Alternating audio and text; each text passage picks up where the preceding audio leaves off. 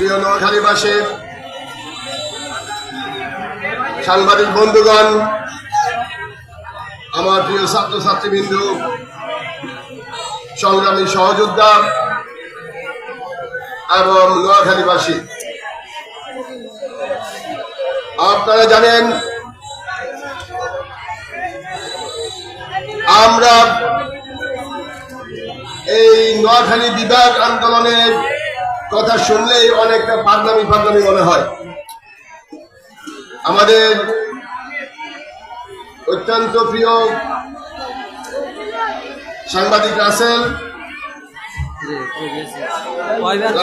ভাই এবং যারা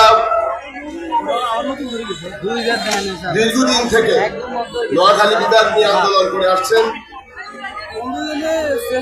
আমি যখন নোয়াখালী বিভাগ আন্দোলনের সাথে বাংলাদেশে সম্পৃক্ত হই, তার আগে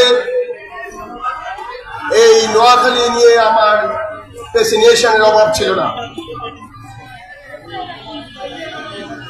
আমি যখন লন্ডনে যাই, সেখানেও আমাদের নোয়াখালী স্টুডেন্ট অ্যাসোসিয়েশনের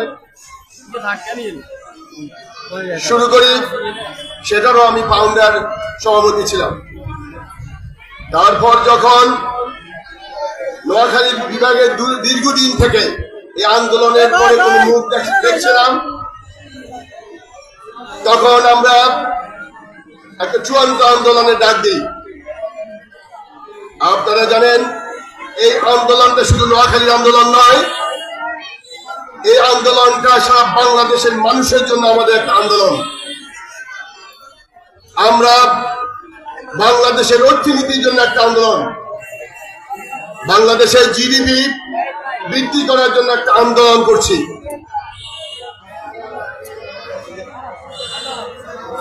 প্রশ্ন আসবে, অর্থনীতি এবং জিডিপি নিয়ে নোয়াখালী কেন আন্দোলন করছে?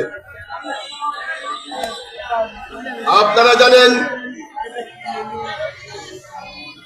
এই নোয়াখালী আজকে বাংলাদেশের অর্থনীতিতে বিরাট একটা ভূমিকা পালন করছে। একটা দেশের কন্ট্রিবিউশন যখন ধরা হয়, অনেকগুলি জিনিস কনসিডারেশনে নিয়ে আসা হয়। আমরা দেখছি আমাদের নোয়াখালীবাসীর মানুষগুলো যখন দেশের সর্বত্র রেমিটেন্স থেকে শুরু করে, ব্যবসা বাণিজ্য, শিল্প, কলকারখানা থেকে শুরু করে এদেশের সর্ব জায়গায় আমাদের